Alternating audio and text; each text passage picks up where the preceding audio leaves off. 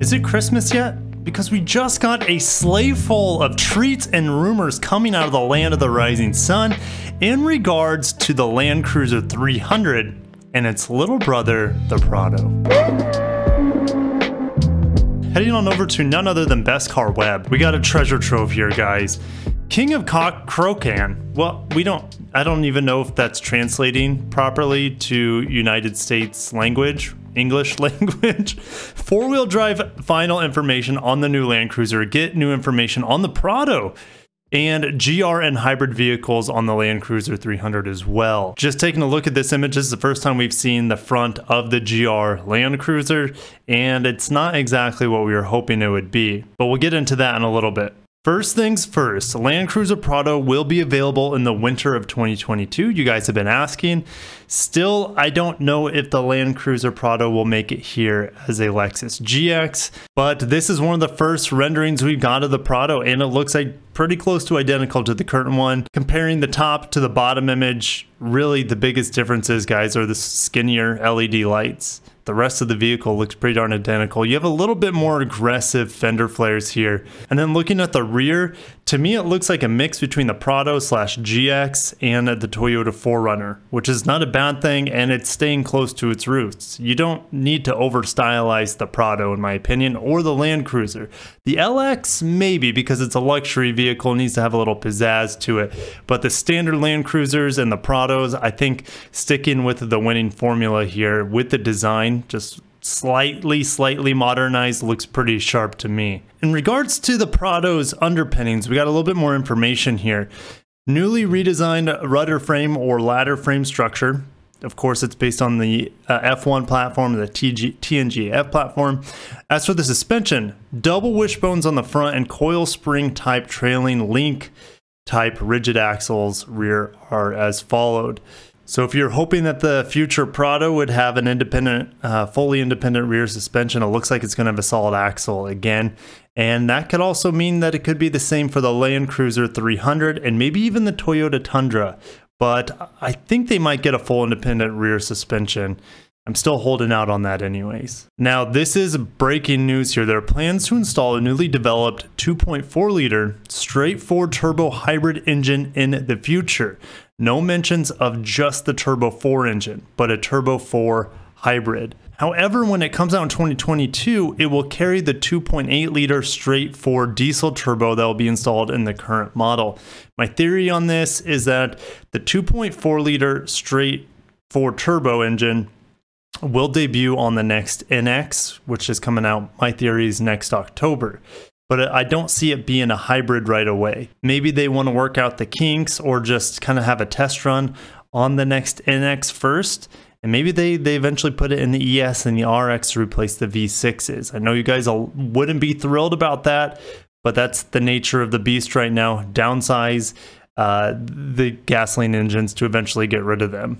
And don't worry, guys, we will get into the spreadsheet where I'll go over all these numbers with a Turbo 4 hybrid, diesel hybrid, etc., twin turbo V6. Of course, we'll get into it. And guys, if you're excited for the Prado and the Land Cruiser 300, smash the like button. Obviously, you're excited about it, otherwise you wouldn't be here.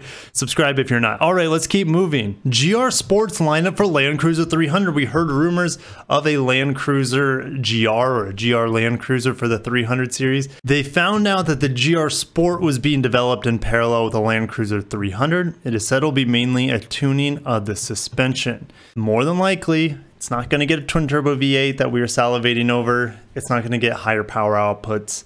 It's going to be a better suspended vehicle. More off-road focus would be my guess. And definitely more body cladding. If it's going to be GR Sport, I think if it's going to have an upgraded suspension and looks like this, maybe it's not an off-road model. Maybe it's a higher performance on-road model, which makes no sense. It would make more sense for the LX 600 to have maybe a more street ready suspension, but the Land Cruiser makes 0 sense. So take that with a grain of salt when it comes to the GR Sport being a street ready or street tuned Land Cruiser. My guess is if it's going to be a GR Sport, it's going to be more off-road focused. What are your thoughts?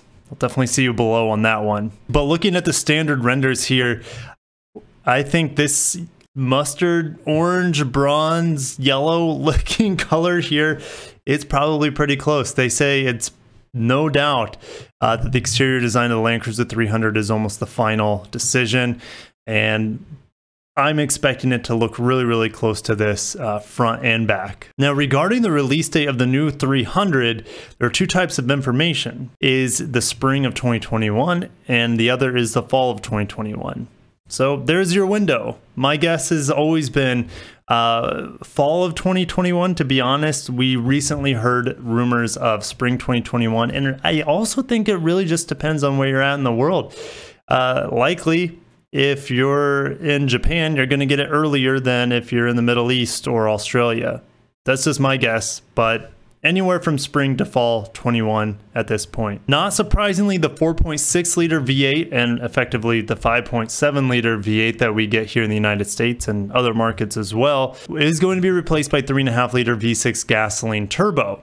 Now, there's also the 3.3 liter, which we thought was a V6, but now they're saying is a straight 4 diesel turbo, which I don't think it's going to change my power output numbers on it, but we're going from a V6 to a straight 4, which would make a lot more sense in hybridizing it. I think it would be a lot easier to hybridize a straight 4 than it would be a V6. All transmissions will be a 6-speed automatic, and the drive system will be full-time four-wheel drive. Of course, it's going to be full-time 4-wheel drive.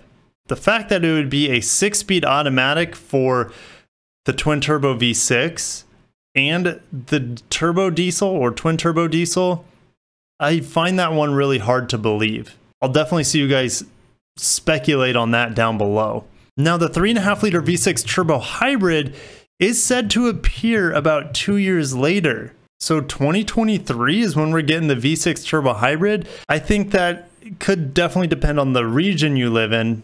I don't think we're going to have to wait that long to see this powertrain. It's definitely going to be in the LX600 in some shape or form, and it's definitely going to be in the new Tundra. 2 years later, maybe that's for Japan. I'm not quite sure there. Now, this new engine hybrid turbo V6 setup is going to have the 10-speed automatic. So if you were thinking it was going to have the 6-speed that they're saying that the non-turbo does, well, it doesn't. Now, in order to run the Land Cruiser's heavyweight body efficiently, there's possibly that there is a mild hybrid 48-volt integrated starter generated method instead of Toyota's hybrid systems.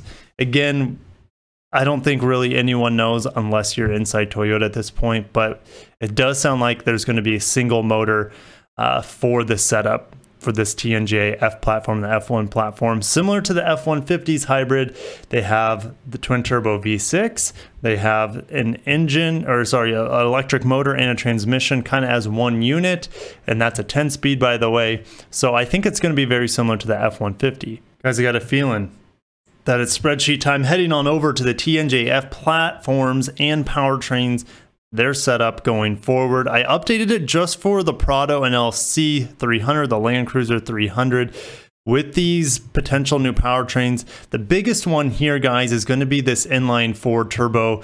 I have a couple different options here. Variant 1, which is a little bit more conservative, and the Variant 2 is the more aggressive version. And we know Toyota's a very conservative company, so more than likely it's going to be this column here on the left. Same thing with the V6. Now, the 1GD FTV, the 2.8 liter turbo diesel 4-cylinder, could still be around when the Prado launches.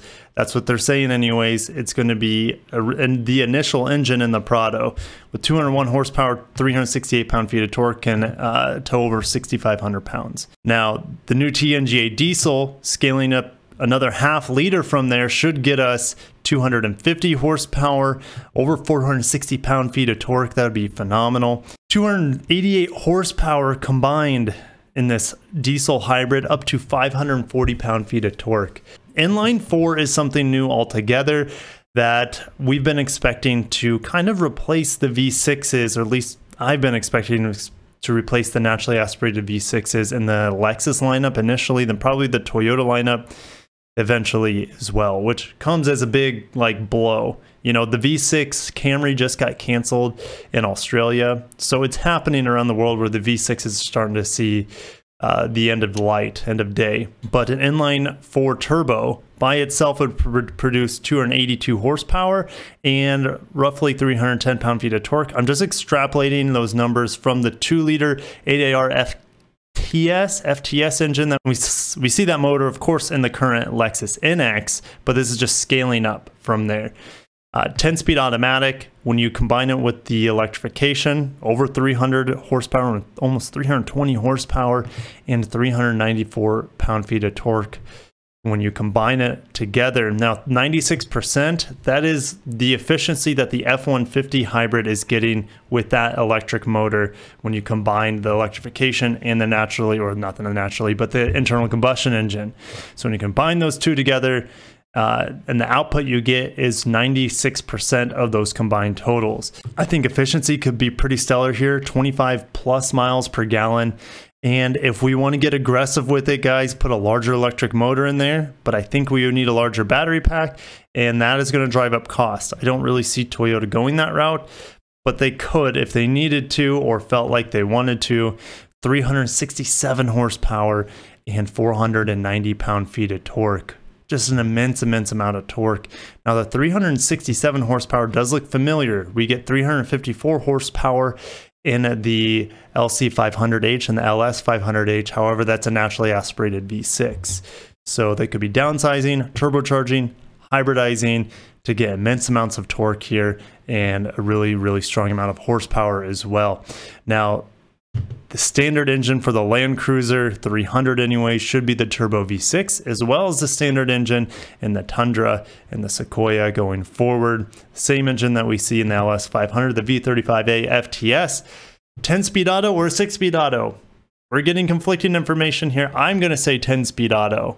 I just don't see a 6-speed auto making it into this next generation of Toyota products, but whatever Best Car says, they're not always right, but it's a possibility, I guess.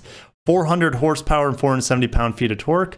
They detune the peak horsepower of it compared to the LS500, give it a little bit more torque, and yeah, it's going to be our base motor going forward, or base engine going forward for the next foreseeable future, maybe the next 10 years or so. Just like the 5.7 liters had a really long run. Well, rest in peace, 3UR, rest in peace.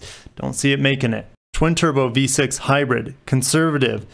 Now it's going to be single motor, just like the diesel and the inline 4 gasoline options were as well. It's going to have a single motor hybrid system.